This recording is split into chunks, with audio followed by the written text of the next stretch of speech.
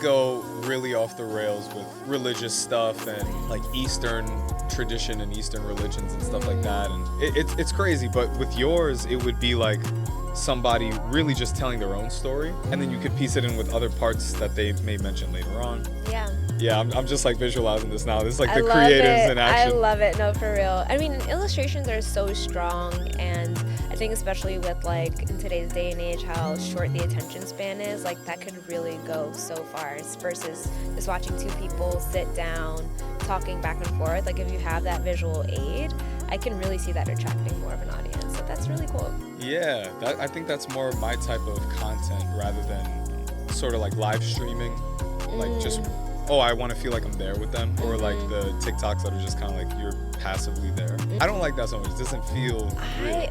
I had to tap into a stream for work with High Sana, and it was like my first time like watching like a Twitch stream. I got anxiety.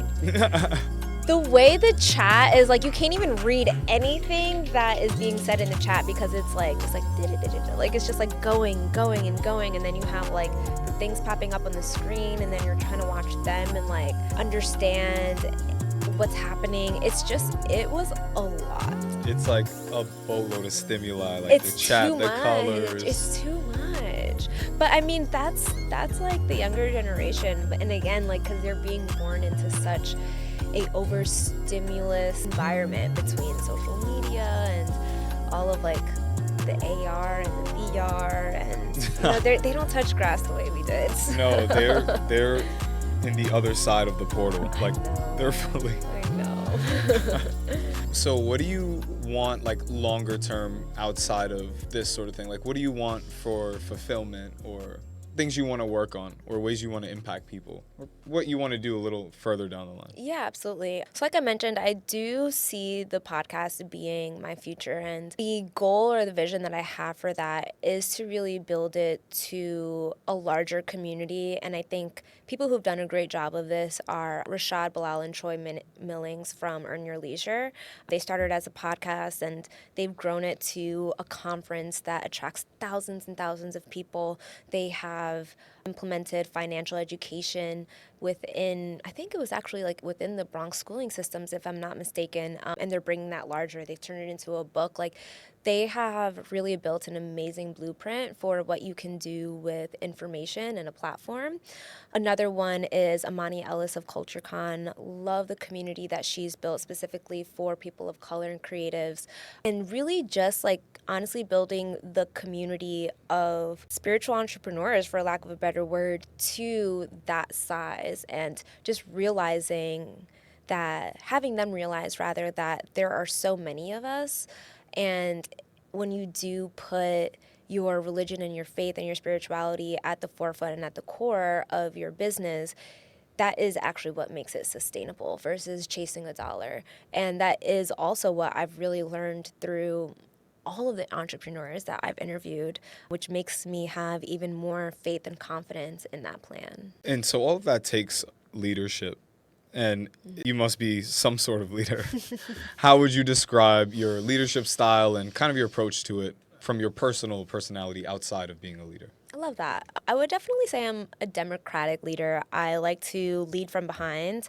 I ask my team a lot of questions. I do lead in my 9 to 5, where I have a team of creatives, of producers, of strategists, and I have to ensure that all of their skill sets really align and mesh into this one cohesive vision. But within all of those different departments, there's some really talented people, and there could be some egos that can come with that. So I like to understand my team. I like to understand what their goals are. I like to understand their personalities, because I adjust the way that I talk to people, manage people based off of how it'll be best received for them in particular. So I would definitely say, like, from a democratic standpoint, and I like to ask questions. How do you think this is going to work best?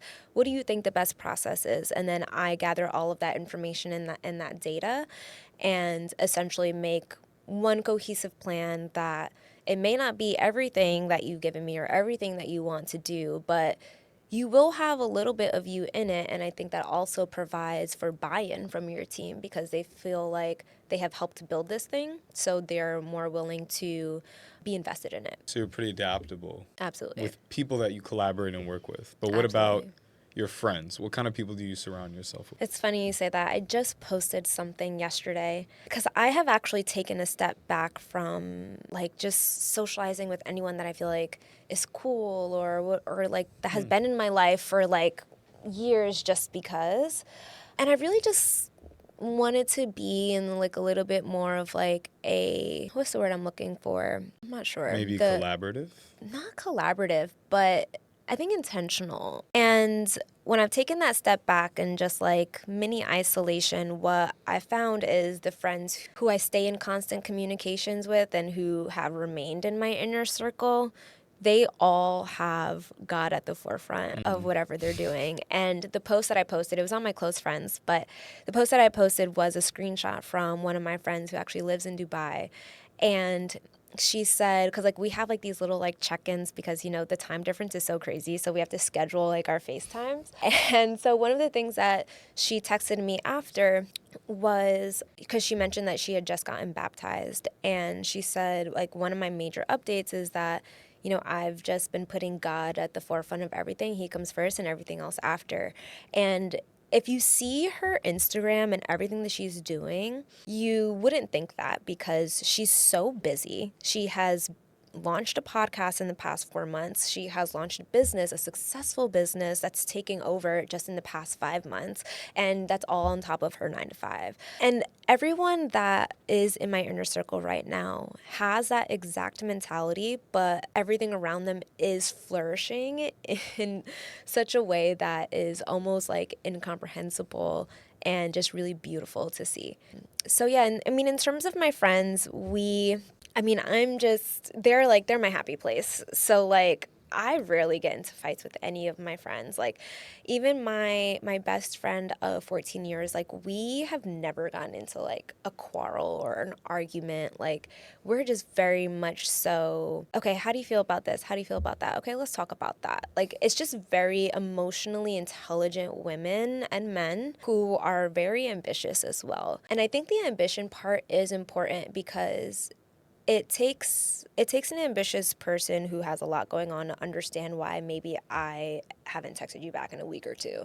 Whereas, you know, some people may take that personally, but I show up to like 110% of what I can in every moment. But there are going to be moments where, like, you know, I'm just getting to the bag or I need isolation because I am working 9 to 5 and a podcast and all of these other things. So, yeah, I would say really like God-fearing, ambitious people.